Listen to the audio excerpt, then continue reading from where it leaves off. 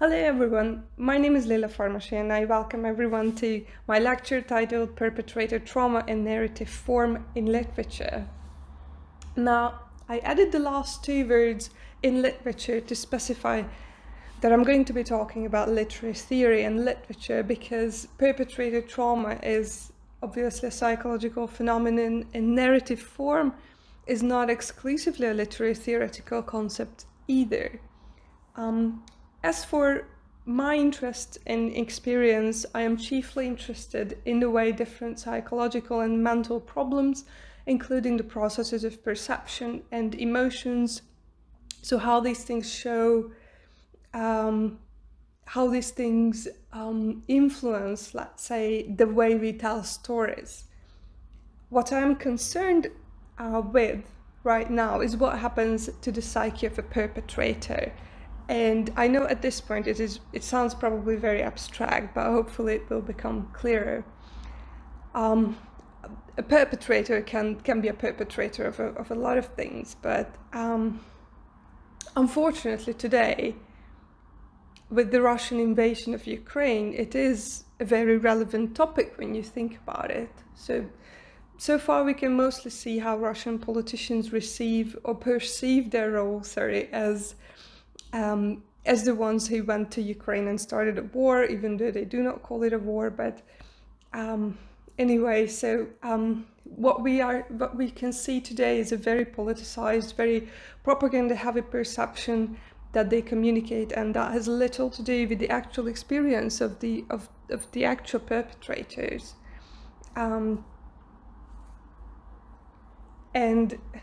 there are some experiences of, for instance, Russian soldiers that have been shared, and I'm sure that with time more stories like those will surface and show again what we already know, that what war is like, even from the point of view of the perpetrator. Now, the first thing that I need to admit in connection with this lecture is that this is the very beginning of a new project for me. So when it comes to the exact analysis and the conclusions that I will draw, you will see that it is still in an experimental phase, let's put it this way. So there really aren't any crystal clear, polished conclusions, but hopefully it will be interesting for you. And another thing that personally for me is a very valuable thing always to say is to have a glimpse into an ongoing project, into a brainstorming or idea collecting phase that can be inspiring or just interesting from maybe a research methodological point of view. So I really hope that there may be something for you to take away from this lecture. Here on this slide, you can see the outline of the lecture. First of all, I am briefly going to define the genre of historiographical metafiction, which is the literary genre that I plan to investigate. Then I will talk a bit about what we call perpetrator trauma, which is a kind of psychological trauma. And before trying to draw some rather early conclusions, as I said, I will discuss two literary works, two novels that are strongly concerned with perpetrator trauma. Perhaps the best example is Martin Ames's Time's Arrow, which is a novel where time is simply reversed. It moves backwards and the plot follows the life of a man beginning with his death and ending with his birth. This man turns out to be a Nazi doctor who worked in Auschwitz and did various, of course, ethically unacceptable experiments on Jewish people before escaping and moving to America after the war, where he lived a long life. Kurt Vonnegut's famous novel Modern Night is about a German-American agent who was a very popular Nazi propagandist during the Second World War. So you'll see that these are stories about genocides, about the Holocaust in particular, and the people who did become perpetrators in them became perpetrators one way or another. There can be very different positions, however, or perpetrators may come from very different positions. So it would be very difficult to compare their experiences as perpetrators, and it is not my aim to do that. What I will try to do is to draw some conclusions about the representations of such experiences. I wonder whether there are formal differences between representations of victims' trauma and perpetrators' trauma, since the cause of the trauma is very, very different. Potential differences, I suppose, could be observable in the causality and the degree or nature of causality in these stories. I am interested in this from a narratological point of view, so I am concerned with how a story is told. Historiographical metafiction is a term created by Linda Hutcheon, Canadian literary theorist. It is a genre of postmodern literature, and it is a historiographical metafictional work is typically a novel. Although perpetrator trauma is definitely represented in other genres as well. This one became the focus of my research because on the one hand, it is often about traumatizing, not easily understandable historical events, and on the other hand, historiographical metafiction thematizes the really fascinating relationship between fiction and fact, or data and fiction, that I think just goes beyond novel writing or writing stories. It is fascinating for me because this relationship, or for lack of a better word now, this is observable in human memory as well altogether. Human memory, even your most vivid, most detailed memories tend to be somewhat distorted, somewhat changed, and they are subject to change every time we recall a memory. So what Hutcheon says about historiographic metafiction, that could often be said about personal human memory as well. I'm sorry about the incredibly boring and crowded slide, but I did want to include some crucial descriptions of historiographical metafiction by Hutcheon. So according to her, historiographic metafiction can often enact the problematic nature of the relation of writing history to narrativization, making something a narrative, and thus to fictionalization, i.e. turning something into fiction or creating fiction, thereby raising the same questions about the cognitive status of historical knowledge. Historical knowledge in particular, because that is the topic of these novels, but the same is true again for any of our knowledge, right? Any of our memories. Another thing that I mentioned is explained by Hutcheon as the following. Historiographic metafiction refutes the natural or common sense methods of distinguishing between historical fact and fiction.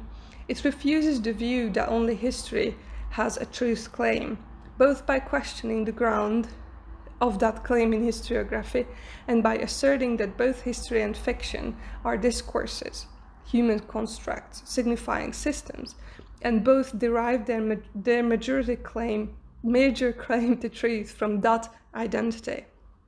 This is very important, and it is a relevant and fascinating thing in narratology that based on formal characteristics, based on storytelling strategies, it is not possible to differentiate between fact and fiction.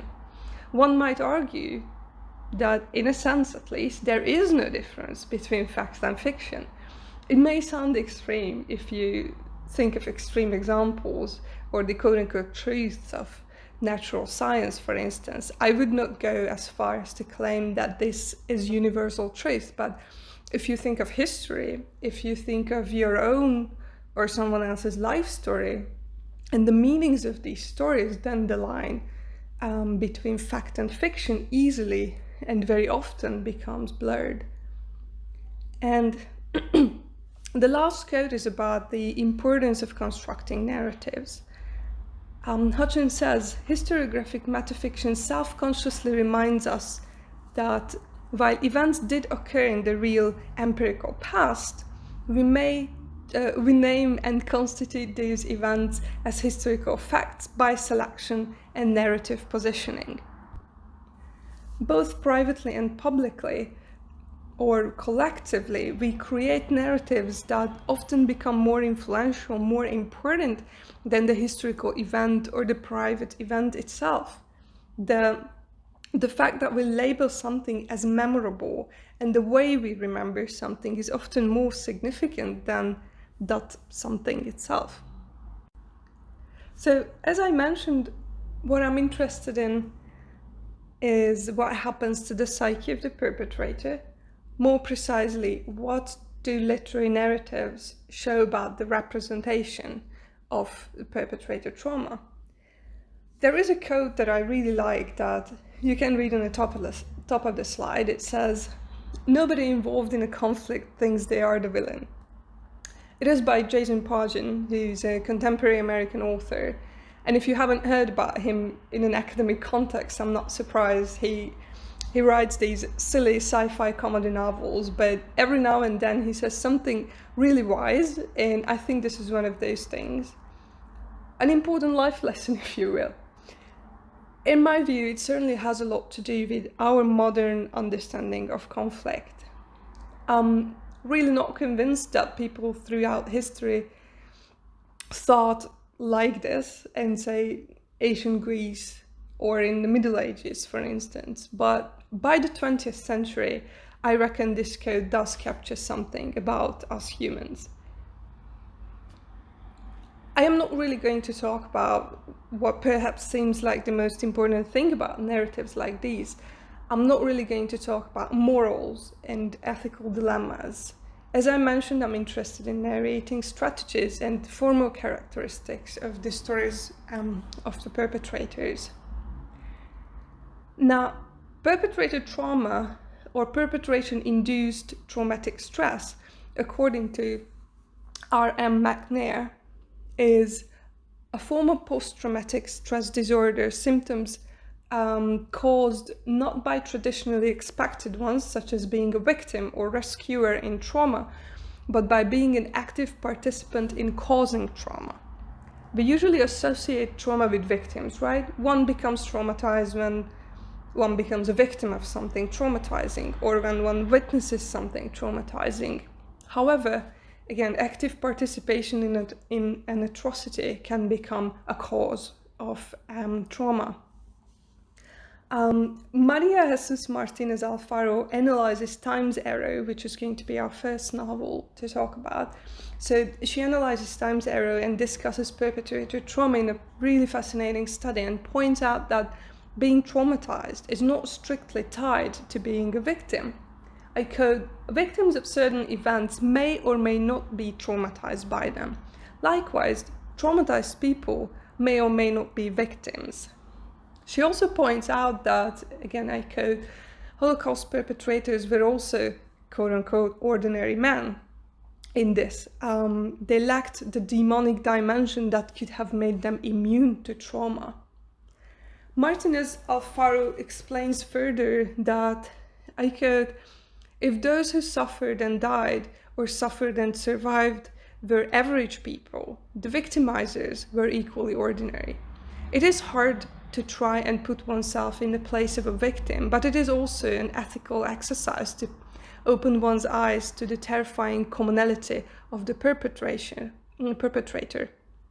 If the Holocaust is linked to what it is like to be a human, or to what it is to be a human, it is also because it makes us face the fact that the most ordinary human beings can be capable of the most inhuman acts." And this is what Hannah Arendt's Eichmann in Jerusalem, a report on the banality of evil, is about. The fact that Adolf Eichmann, when seen in person, did look just like an ordinary man, and his whole person seemed to lack this demon-like evil that is so easily associated with one of the major organizers of the Holocaust, right?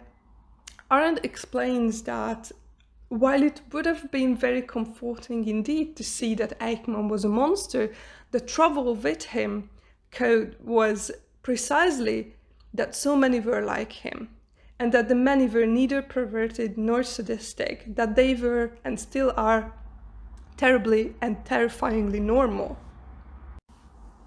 In the following part of the lecture, I'm going to show and discuss some quotes from the two novels, Ames's Time's Arrow and Vonnegut's Mother Night. The quotes were selected because they seem to reflect something about the way perpetrators think, the way they think about the crimes they have committed and the effect of having committed such a crime. Ames's novel is about a doctor and Vonnegut's is about a propagandist. Both have contributed greatly to the suffering and death of many people. There is no way I could tell how different the two protagonists or two main characters are because they cannot be compared. The main character of Time's Arrow, Todd, never speaks about his memories. The narrator is quote-unquote tied to him. It is him in a sense. But he speaks about Todd in the third person often, and the narrator often has very different opinions than him, and he seems to have very different values as well. So all in all, Todd and his mind is quite isolated from the reader, and that's also an important thing about this narrative. Now, Vonnegut's Mother Night, however, consists of the memoirs, basically, of the protagonist, and all of his opinions, all of his thoughts, values, emotions are accessible and clear to the reader. So that's why I think they are very hard to compare as characters, but their stories are very much comparable. Let us see Martin Ames's Time's Arrow first. As I mentioned here, the narrator is a partly separate entity, kind of, that is tied to Todd Friendly, who is the former Nazi doctor. The narrator is sometimes understood as a conscience of Todd. The narrator doesn't understand much of the world, very interestingly. He has no memory or no knowledge of history or anything else. The narrator only makes sense of what he sees, and he sees everything in reversed order. So in the story world of Time's Arrow, doctors are, for instance, they are terrible people who slowly make the condition of patients worsen. And then luckily, often due to some accident, these people are suddenly healed. At the same time, the helpful pimp makes the black eye of the prostitute disappear and comforts the crying baby in the room in a second with the punch. And finally, the selfless Nazis nurse the crowds of sickly and malnourished Jewish people back to health. Ames created, I said, this absurd world where values and ethics are turned upside down with the help of one strategy. As I said, time flows backward in the novel. Dialogues and descriptions are both reversed in the book, and making sense of what is going on requires quite an extra effort from the beginning, from the reader. The quote you can see on the slide reads, "Time, the human dimension, which makes us everything we are." And in the book, time is reversed and makes people what they are not, right? Regular doctors seem evil, and Nazis seem benevolent because what they do is reversed too, right? At least in the eyes of the narrator.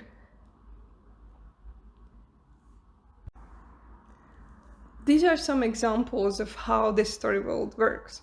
When the narrator describes Todd, he explains, "Can you believe this guy? He'll take candy from a baby if there's 50 cents in it for him. Todd goes to church and everything. He trudges along there on a Sunday in hat, tie, and dark suit. The forgiving look you get from everybody on the way in. Todd seems to need it, the social reassurance.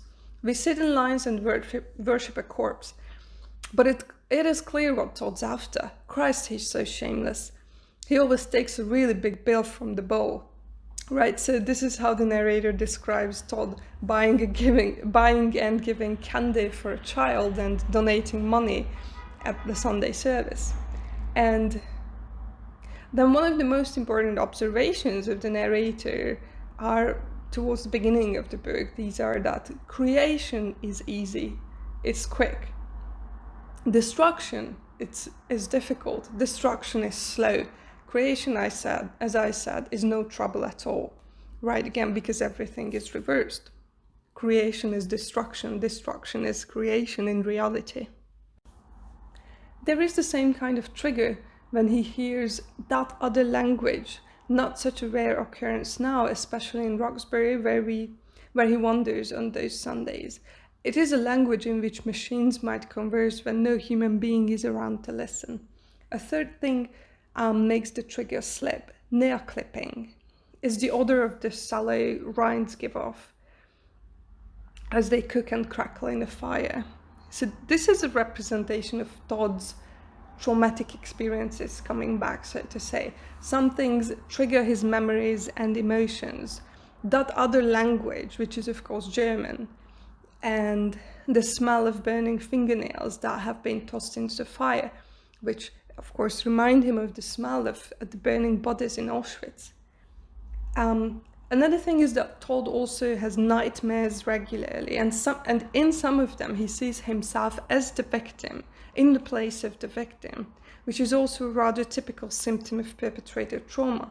So the perpetrator doesn't just relive what he did in his sleep, but experiences the victim's experiences instead of his own. When they were in Auschwitz, they had an Auschwitz self. In Time's Arrow, there is a differentiation or a split between an Auschwitz self of Nazi guards and officers and their quote-unquote normal selves. The way they behave at home with their families and at other places. They are literally almost different people in these two different situations, because perhaps the dates of a Nazi officer are so difficult, probably impossible, to fit into a life story of a decent person, even if they believe in their own propaganda. And of course, everyone wants to view themselves as a decent person. And the split between the narrator and the main character of Time's Arrow seems to reflect this same split. And very importantly, according to Kathy Caroth, trauma theorist, this formal issue is at the core of a psychological trauma. And she also talks about the split. She claims the pathology consists solely in the structure of its experience or perception, right? So not the content of an experience, not the content of a memory, but the way your memory works, the way traumatizing memories work within your psyche. The other novel that I would like to talk about a little bit is Kurt Vonnegut's Mother Night, as I mentioned. You can read this longish quote on the slide, and in it, Vonnegut explains how the memory of a perpetrator works. Vonnegut calls this schizophrenia, and of course, from a psychiatric point of view, it's not a correct label, right? So that's not the illness, that's not what the illness of schizophrenia looks like, but this is what Vonnegut calls it repeatedly. So the main character, this ex-Nazi propagandist called Campbell, explains, "Since there is no one else to praise me, I will praise myself. We'll say that I have never tampered with a single tooth in my thought machine, such as it is. There are teeth missing, God knows, some I was born without, teeth that will never grow, and other teeth have been stripped by the clutchless shift of history, but never have I ever willfully destroyed a tooth on a gear of my thinking machine. Never have I said to myself, this fact I can do without." So, in the memory of a perpetrator, according to Campbell at least, there is a selection of facts, and the ones that do not fit an appropriate narrative are just ignored, right? I don't need this ugly fact in my life, I can do without it. And Campbell claims that he's unable to do this, right? He's unable to notice, unable not to notice when he does something immoral. But he sort of portrays himself as an exceptional perpetrator because of this. This is not standard, he assumes. When Campbell talks about being confronted with his old propaganda work, propaganda work in Jerusalem before his trial, he explains the following. He explains what it felt like for him to hear himself again spreading propaganda. I can hardly deny I said them. All I can say is that I didn't believe them, that I knew fully well what ignorant, destructive, obscenely jocular things I was saying. The experience of sitting there in the dark, hearing the things I said, didn't shock me. It might be helpful in my defense to say that I broke into a cold sweat or some such nonsense, but I've always known what I did.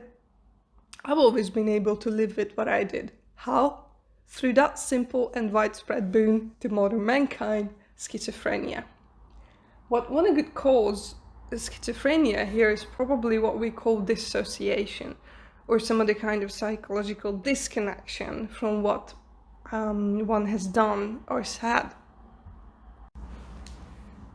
This is another stunning example of dissociation by the fictive Adolf Eichmann in Mother Night. And I think this is one of the most stunning scenes in the novel altogether. It's much longer than this, but here I just wanted to point out or highlight a smaller part. So Eichmann beamed at me and said, "I'm not mad at anybody." "That's certainly the way to be," I said.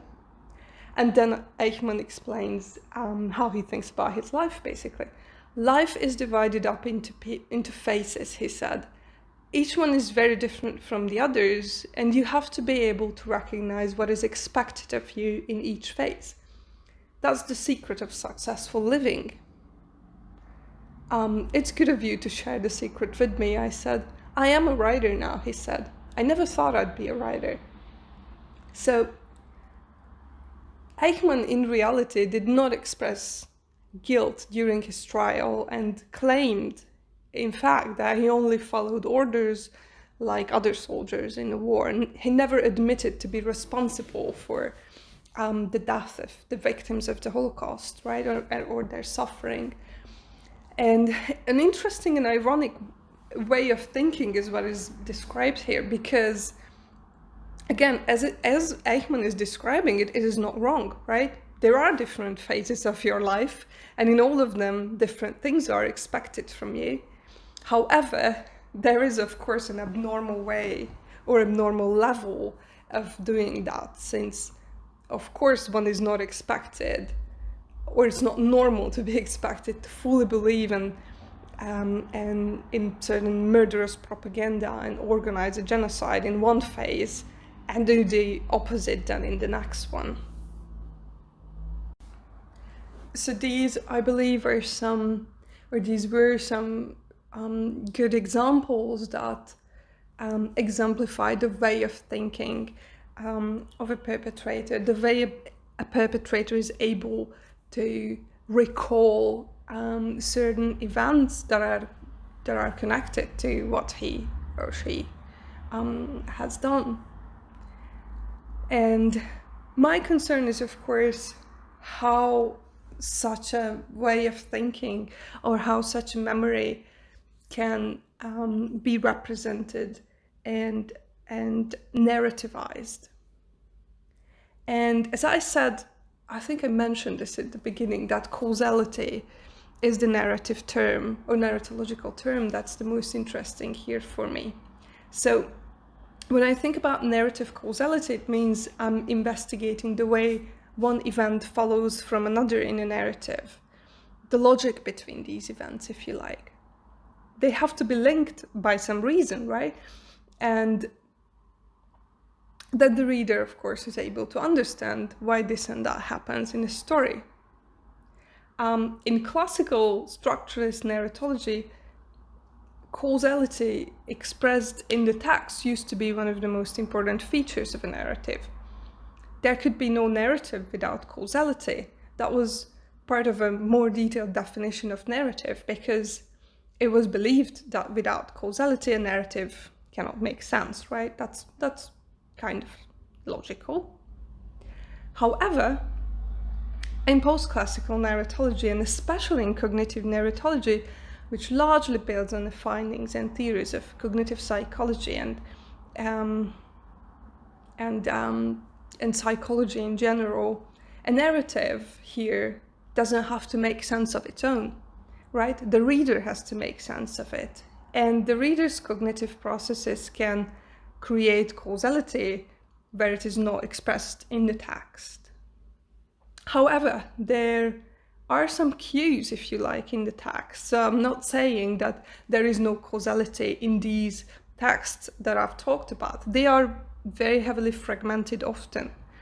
But there are some cues, if you like, in the text that link scenes, even scenes and events that at first sight may not seem to be linked. They just seem to be placed next to each other. And these are often different issues. I mean, the cues are often different issues of embodiment. For instance, perceptions. You might remember that in Time's Arrow, Todd's memory is triggered when he smells the smell of burning fingernails. The same logic is observable in Kurt Vonnegut's Slaughterhouse-Five, which is another novel by Vonnegut. I haven't talked about this, but it also has a traumatized character called Billy Pilgrim. He's not a perpetrator, but a victim. But when it comes to the logic between different smaller segments of the narrative, they are often also linked, for instance, by an emotion of Billy, or they may be two memories, or two scenes, maybe two memories that are similar in some regard. For instance, the sun shines in a certain way, and then Billy is transported into another memory of his where the sun shined in the same way. So there is some logic that is definitely traceable in the text of these stories, even where seemingly or at first sight there is no clear logic.